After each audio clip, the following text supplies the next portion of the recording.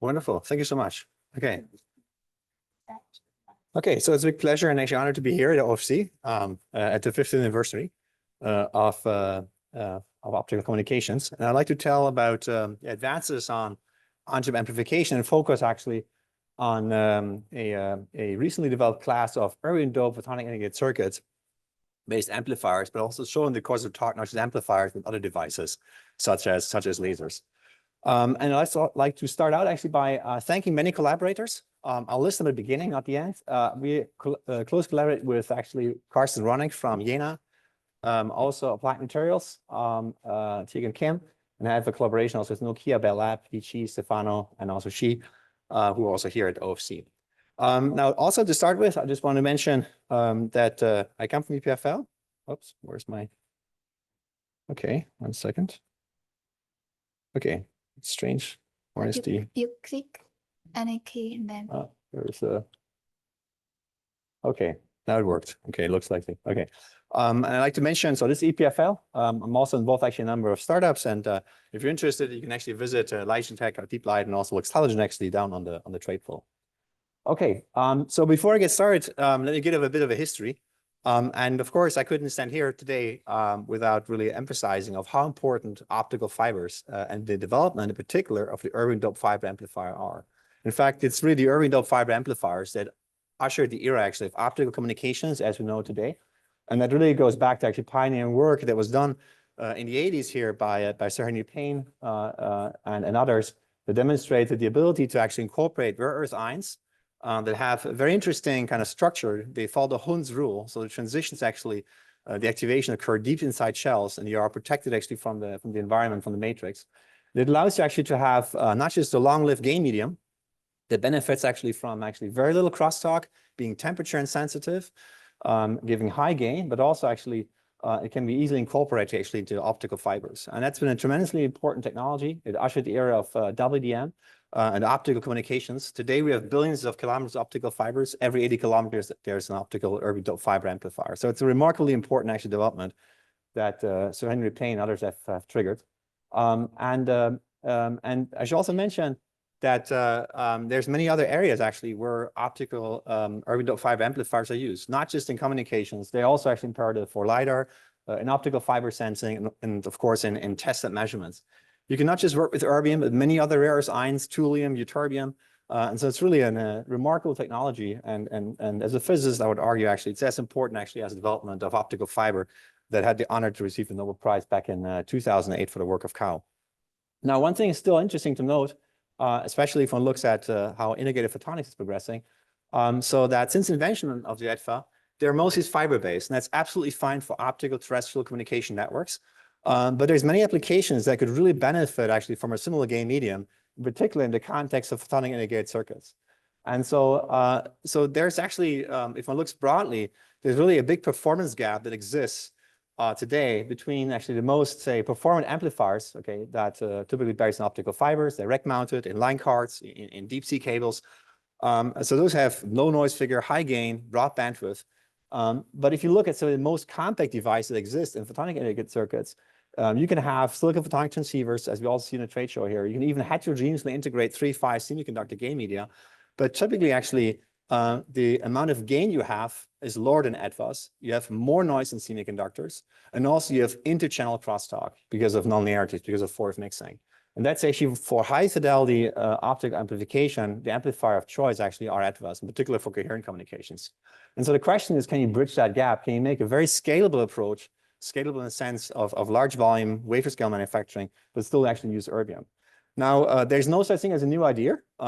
This is actually 33 years ago almost, here at this very place, San Francisco, 15 dB net gain demonstration of erbium glass wafer amplifier. And I actually copied the slide here from my collaborator D at Nokia. So already at that time, people were thinking of integrating erbium actually on chip. Now, there's not a drought of actually work over the past decades of trying to make erbium doped integrated amplifiers. I will not review all, but I want to highlight what the challenges are. And so generally what the challenge is to make an erbium amplifier work on chip is kind of threefold. Okay, so the challenge resides that you need to actually have, first of all, a way to incorporate the ions inside the waveguide to get a high overlap factor. That's the first challenge. And many approaches use kind of conformal coatings that have very little overlap. The second challenge is you need to have low waveguide losses. In erbium, the gain you typically have is limited by the concentration of erbium ions. It's about a dB per centimeter, roughly. So waveguides need to actually have losses that are far below that in order to support large gain. So that's the second challenge. And the third challenge simply is the upconversion itself. If you want to have high gain, you have to go to very high concentrations, and erbium exhibits this cooperative upconversion process. And so that's why there's been a lot of progress in terms of small signal gain. But what's very challenging was actually to obtain large output powers. And so what I can tell you about actually is recent work we've done over the last years, where we get now amplifier output powers that are starting to approach actually those of fiber lasers. And so in the course of that work, we've really solved, I think, 3 challenges. One, we can make incredibly low loss waveguides. So we have losses now at a level of kind of dBs per meter, about a factor of 100 below silicon photonics, using a very low loss waveguide material that you've heard about, silicon nitride. We can also work with an implantation technique that allows us to get actually reasonably low cooperative upconversion compared to other methods. And the third thing is we use ion implantation to get a large overlap factor. And these 3 things combined actually give us actually a good performance actually in the optical amplifiers. So the device I want to talk about is shown as one example here. So what you see here is a 5 millimeter chip. You see an erbium doped spiral. It's about 50 centimeter. You see the characteristic erbium upconversion that you have, the beautiful green emission. And what we're combining here is, on the one hand, low loss silicon nitride waveguides, and endow those with various ions using ion implantation. And if you want to learn a bit more about it, actually, we have a recent spin-off of the company, of our lab, called Advatech, that's actually on the trade floor. And they even have a live demo actually of an AdFab with the upconversion if you want to see it. Okay, so let me talk first about the platform. So what waveguides do we use? 30 years ago, there were many attempts using PLC, so this planar light wave circuits, typically glasses. What we use actually is silicon nitride, and that material is very well known in the semiconductor industry. It's used as a stressor layer in the past for transistors. It has very high stress.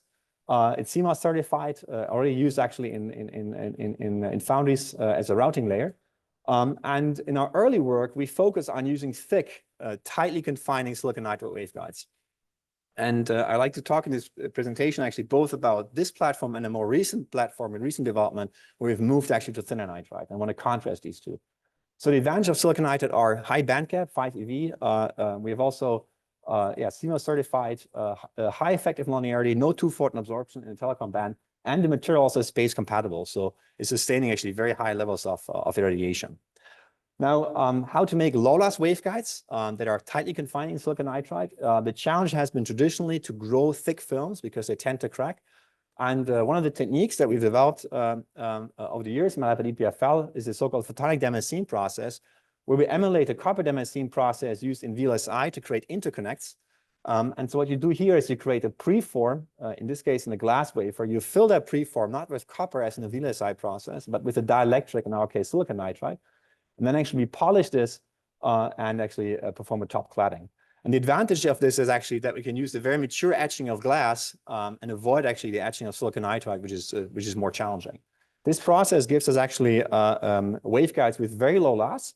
And so the losses that we started out with about 20 years ago or 15 years ago was about dB per centimeter. Now the best losses we have really across like a 4-inch or even 8-inch wafer are really on a level of a dB per meter.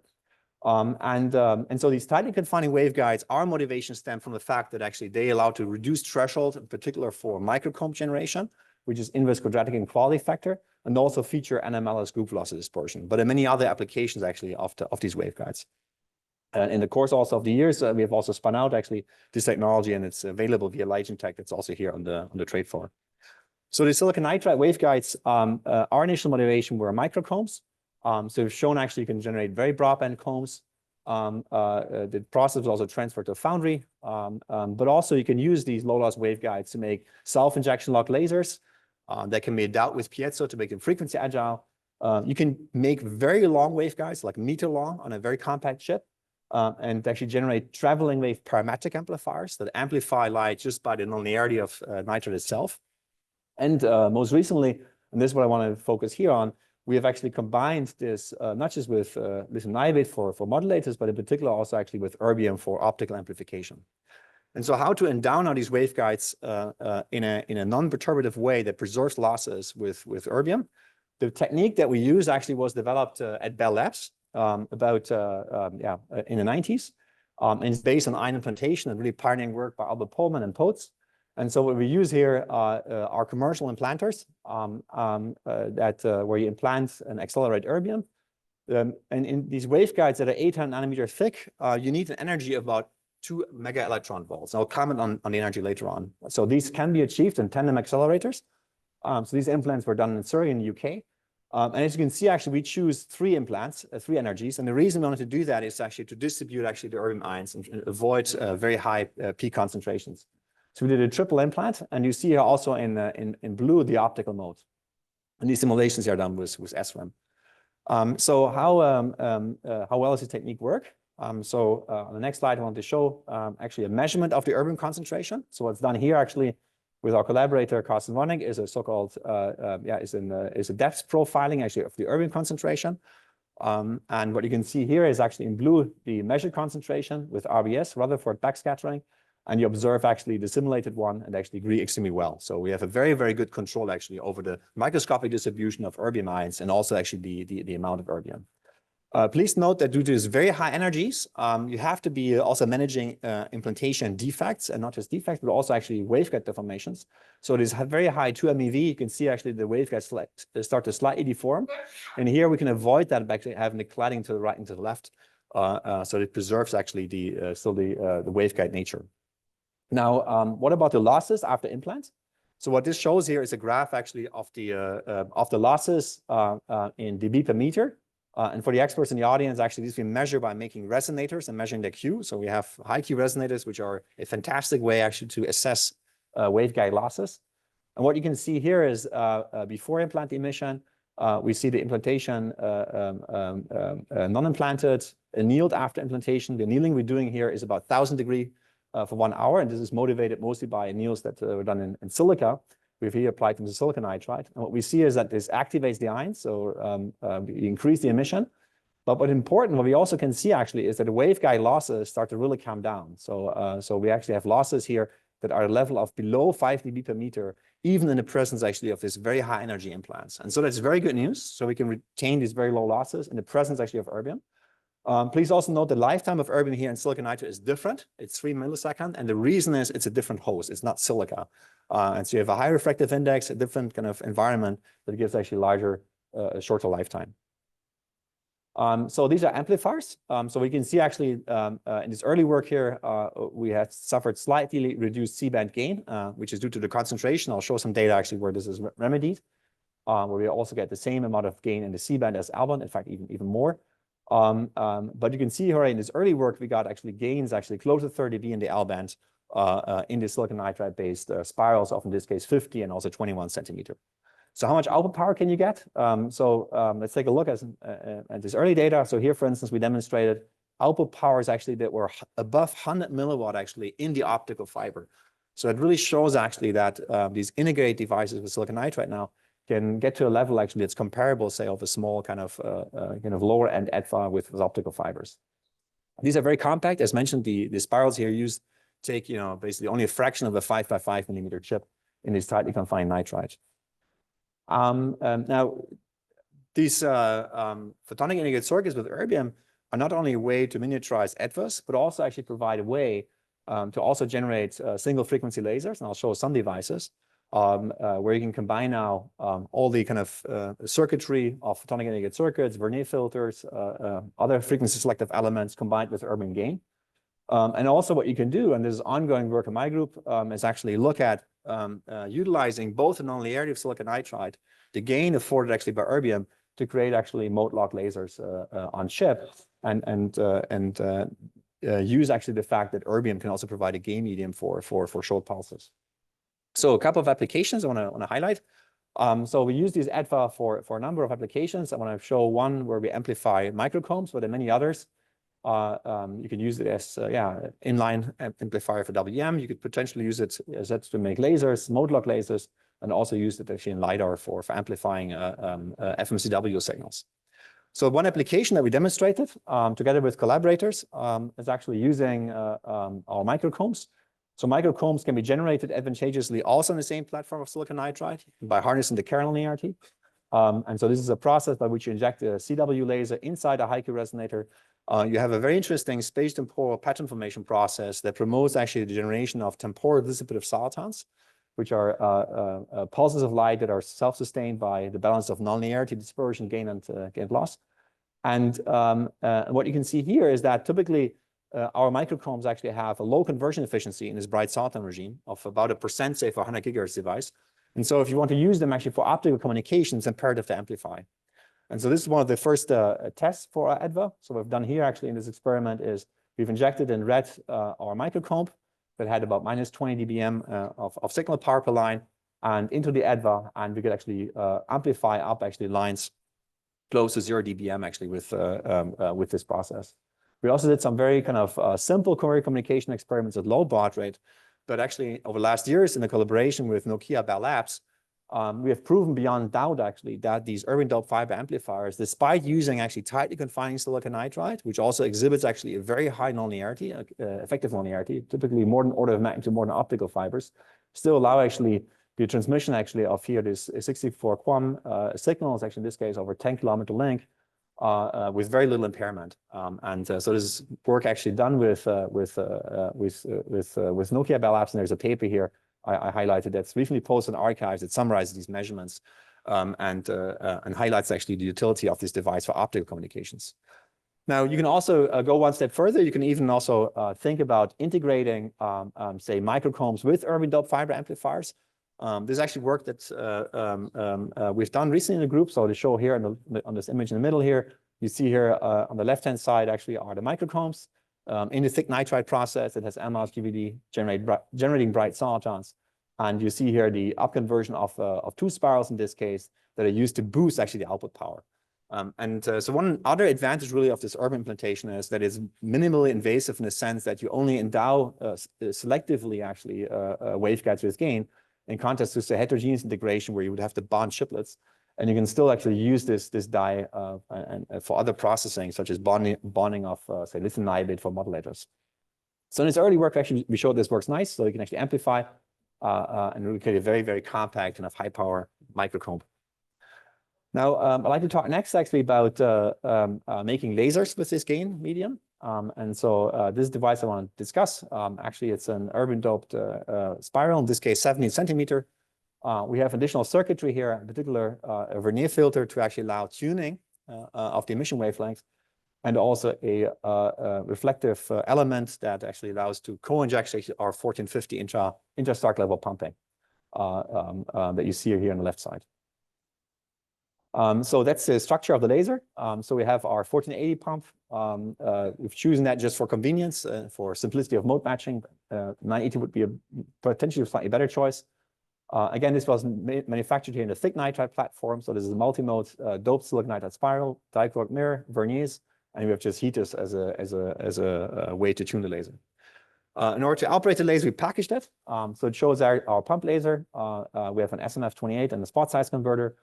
Everything is packaged to actually remove kind of the any fluctuations in the coupling to assess actually the phaseness of the device. And then we can operate. And so what's the operating parameters look like? We actually get a very high side mode suppression ratio. So actually we have more than 70 dB. So it's actually very high for say, especially on an on-chip laser. What's also interesting, our Laurentian white noise is actually sub 100 kilohertz. So this actually can be reasonably low noise. But if you look more carefully at the phaseness at close to carrier, what you will see is we have about 10 to the 4 hertz at 10 to the 4 offset, so the kind of kilohertz line width. And for comparison, you see our Toptica ECDL and beat notes with fiber lasers. And what you can see actually that we have slightly elevated noise here at low offsets. And what's shown here, maybe less visible as a dotted line in background, actually this is the thermoreflective noise actually of the silicon nitride rings in the vernier. So we're seeing mostly just thermodynamical noise actually of fluctuations that comes actually from the verniers in this process. And this can be advantageously reduced by just making actually larger vernier rings or reducing or increasing the mode area. So it's a noise actually going to stand very well. Another aspect is actually we performed a beat note measurement with in this case just another stabilized laser, stabilized optical comb from Menlo. And you can see actually these lasers can be very stable here. In this case, we saw 300-second and the beat node actually hardly moves. So these are innately very stable. Another advantage of these lasers, I'll comment also later, they can be operated at very high temperatures. We have operated these erbium-doped waveguide amplifiers and lasers at temperatures as high as 125 degrees Celsius without seeing performance degradation. If you were to do the same actually with 3.5, actually would be very challenging. You would immediately get like reduction of the laser output power. So where are we in terms of performance? Broadly categorized line width versus tunability. ITLAs, of course, are used to commercial success for optical communications. And now with these erbium-doped amplifiers that provide and endow actually and provide the basis for lasers, we can now actually get fairly large tuning. So this work was actually 90 nanometers. We have now actually worked at it closes the entire CNL band with erbium, and where we can also operate below this kilohertz line width that you need for coherent communications. So it could be potentially also a way to endow kind of photonic integrated circuits with another kind of laser medium by using erbium. Okay, so one last topic for my presentation here is can you move this entire process really to foundry? Can you really make wafer scale manufacturing actually of erbium-doped integrated photonic circuits? All of the early work I've shown actually was done actually using 2 MeV implants at Surrey, so really dye-based, you know, kind of research grade. And so we have collaborated with Applied Materials, leading manufacturer of semiconductor equipment, to look if you can actually scale this process to larger kind of larger wafer sizes. And what you see here, the back is still 4-inch, but this is a 4-inch wafer. Actually shows here, I don't know, something like 50 erbium-doped lasers, 10 millimeter dies that have all been manufactured actually in one implantation step. So one word about implantation. Ion implantation actually is widely used. It's one of the techniques. If you have a modern cell phone, there's literally dozens and dozens of implantations that are being done for endowing actually silicon with dopants. Broadly categorized, we are using in our early work very high implants of 2 MeV at very high fluences. And we have over the last years now moved those down from 2 MeV to just 500 keV, which is a much more accessible kind of energy range in terms of implantation. Also reduces damages. And also reduced actually some of the fluence associated. And so how does this wafer scale implantation work? We take our silicon nitride wafers, we actually fabricate and prefabricate our silicon nitride picks. We then selectively mask with photoresist actually the regions where we want to actually have erbium gain, here depicted in green. Then actually we implant, in this case we used actually the facilities at AMAT here on the East Coast, and mounted here on a 300 millimeter kind of implanter. These are our 4-inch wafers that we're using here. And we do, again, multiple implants to optimize the implantation doses. Now, what we've done here in this experiment is actually we changed. We went actually not only reduce energy, also reduce the size of the waveguides. 200 nanometers actually gives you still very good confinement. So the confinement can still be 30%. So it's still a very good overlap with your erbium gain medium. But you have significantly reduced damage and also lower energies of this process. Now, how do the advanced work that are fabricated using this process? They also get high gain. We actually see that we can, again, have output powers here in the best case of 180 milliwatts in the fiber, so 240 milliwatt on chip. We can do bidirectional pumping. And also have very high powers. We can actually inject here 370 and 380 milliwatts actually from both sides with 1480 without seeing any degradation actually of the silicon nitride waveguides. Small signal gain is still high, larger than 25 dB. And what we also see in these devices here at slightly lower concentration is that we recover actually the C-band gain that was absent. Now, many of the tricks that were played over the last decades in fiber amplifiers, you can try to play, such as co-doping with ytterbium to change the gain spectrum. And many of this actually has not been investigated for silicon nitride. So there's really a plethora of, I think, investigations that can still be done to understand actually how to optimize and how to change the emission spectrum of erbium. Now, it's obvious to say that still these devices work, do what they're supposed to do to amplify both the CNL band. The gain here is limited also actually by the losses that we have at the interfaces. So these are amplifiers. What about lasers? We can also make lasers in this platform. And so the lasers, again, are now made the same way as mentioned before. So we have actually Vernier structures. We have here 70 centimeter spirals. We have reflective elements. And these devices here are now made using this thin nitride process and done really on the full wafer scale. So this shows actually our loop mirror here, and that we can be thermally tuned actually to be broadly reflective over the entire CNL band. And with this kind of structure, actually, we could finally actually close the gap I mentioned before. So here we have full CNL band tunability. I show here one device that's slightly lower gain, the C-band. We know where it comes from. We can actually elevate these powers by changing ion concentration. We still have very good side mode suppression ratio, more than 70 dB. And we're really close now, say, C and L band and obtain performance is very comparable actually to, say, 3.5 ITLAs that are used in telecommunication networks. Optical phase noise actually also is again limited at low offsets by this summa-refractive noise, by the veneers we're choosing. And the white noise floor here still comes in at reasonably low values here of about 100 hertz.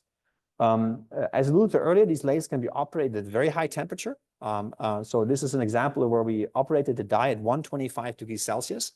And it shows, I think, one really beautiful advantage of these erbium picks. You can remotely pump them with very high power and place them in an environment, say, with very high temperature and still obtain actually no degradation of the output power. Optical emission is very stable. What you see here is actually 5 hour trace of a package device. This is our Mendel frequency comb, the rep rate 250 megahertz. And you see here, there's less maybe than 3 megahertz of walk-off actually over 6 hours in our lab. So these are environmentally very stable. So in summary, I've shown that, these erbium doped ion implantation together with these low loss silicon nitride waveguides provides new platform to amplify. And can in that sense rejuvenate actually this field of erbium doped waveguide amplifiers. We can use that to make Hertz line width lasers with full C and L band tunability, and also provides actually a basis for ultra fast lasers in the future. With this, I'd like to actually acknowledge my team. Also want to mention, I acknowledge also and appreciate OFC's recording talks. I come from Switzerland, so global warming we can witness. So recording talks is always appreciated. And finally, I'd like to also mention that we're making small steps to commercialize this technology. So if you're interested, actually we have a booth here of some services and devices actually that we're providing for R&D and other interested customers of these erbium doped picks. Thank you very much.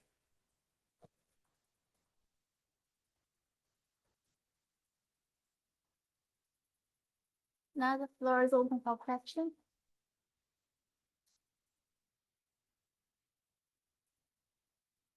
Thank you for excellent presentation.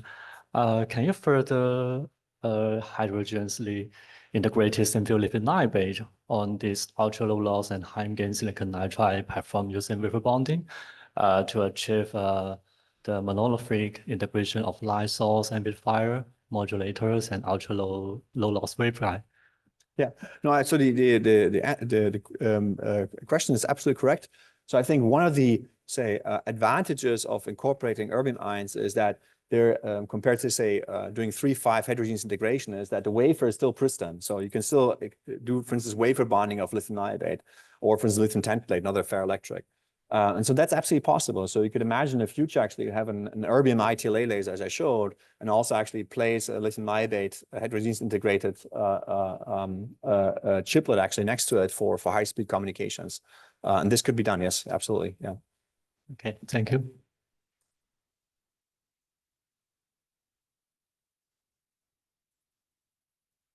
Can we buy such a device? Excuse me? Can we buy such a device? Yeah, so we have demo units, absolutely, that we're shipping to interest customers. So they're on the booth. What would? 491 Advotech. 491? Sorry? What would? Yes, we have demo devices. Yes, yeah. So there's a booth here with the team, and they have actually demo units and evaluation units that they're shipping for testing. Yeah. Is there any technical barrier to dope silicon nitride on silicon photonics, like the upper layer of commercially available silicon photonics with yeah. So it's a very good question. So in fact, silicon nitride is used already in commercial foundries, so as a routing layer. And so I think the key aspect is twofold. You have to look at temperature budget, because we are in our case still annealing the erbium ions to activate them. So there's one anneal step needed. The other question is on these routing layers is always, are they PECVD or LPCVD? So foundries that use LPCVD, actually no problem, very low loss. If you use PECVD nitride as a routing layer, you would have much higher losses. And there the amplifiers actually would not work as well. So all of the data I showed actually is all LPCVD. In principle, if you could incorporate this process actually in say foundries by one more step by implementation. Thank you. Hi. Have you tried a GFF filter for this integrated solution for wideband application? Yeah, so we have not put gain flattening filters in. We have data, I didn't show it in this presentation here, that show actually devices that can handle both polarizations. That are polarization sensitive by splitting on chip and independently amplifying. And that solution actually used equalization for both modes T and TM. So it was not a gain flattening one, not spectrally, but between two optical mode families. But in principle, you could imagine actually also designs where you have, say, a profile to actually flatten the gain at the output. Yeah. I mean, there are nice gains achieved with your solution. I'm wondering, if we want to integrate GFF with that, how that gain will be affected, how much compromise do you have to make? Yeah, it depends really on the application you already have in mind. So if it's so I think it really, I would say the advantages of, say, on a higher level is we can use all these, say, tools, techniques, and designs and PDKs that exist in silicon photonics, and in principle combined already with Erbium, so probably there would also be solutions for gain flattening filters or integrated structures that could do so. But it depends really on the specific application you have in mind.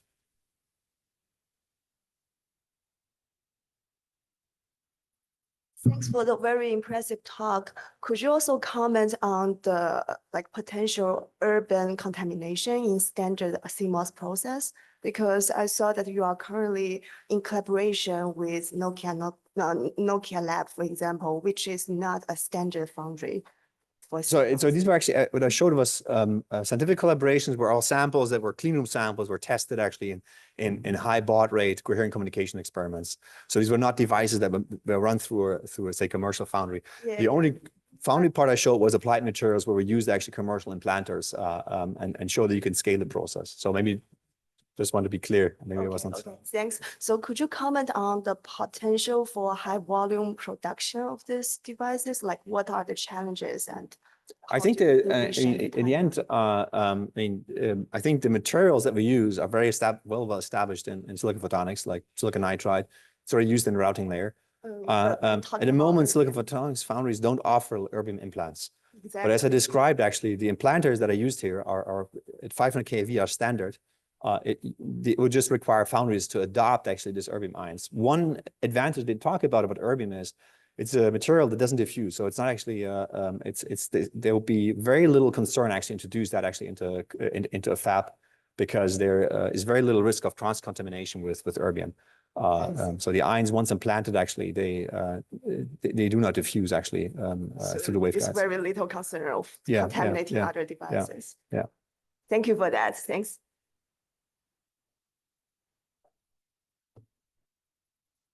Thank you for the talk. Could you comment on the pump out requirement comparison between this waveguide-based amplifier and fiber-based amplifiers? And can this be used to reduce the power consumption in the ILA sites for long-haul transmission? Yeah, I think, and I think there's no new physics here. So I think in the end, the power consumption will be, if anything, slightly worse than what you have in optical fibers, because we still have the key transition from basically from the 3.5 actually into the PIC. And so there you typically have a small hit in terms of how well you can package, your pump diodes. Apart from that, I think the physics of the erbium is very similar. So in terms of the internal quantum efficiencies, it's very similar to what you have in the glass host. But there will be no, say, improvement compared to what you have in optical fibers. Yeah. Thank you. Okay, thank you. Any more questions? Thank you for this impressive work. I'm wondering, how do you see the future power scalability or high peak power tolerance, resistance about this work? I think so. I mean, I think there's advantages where of integrated photonics versus fibers. I think you will never be able to get the high powers that you have in large mode area kind of fiber devices. But what's so interesting is that you can pump actually these photonic integrated circuits with very high power. So we know from other experience with optical combs that you can pump silicon nitride chips up with up to 10 watt of CW power without seeing any damage. But one of the fundamental differences is that we have very small kind of mode areas. So our saturation powers are, of course, orders of magnitude lower than what you have in an optical fiber. So that's why you have to look really at the application setting. For our lasers right now, this is a very good gain medium, gives us 20, 30 milliwatt. If you want to use it for, say, optical communications in an optical data link where you need to go, say, to maybe 5, 6, 7, 8 dBm, I think the technology would work very well. I think, but to compete with, say, high power kind of amplifiers that go to 30 dBm, I think that would be very challenging. And it's probably also not the purpose of photonic integrated circuits. Yeah. Okay, got it. Thank you. Okay.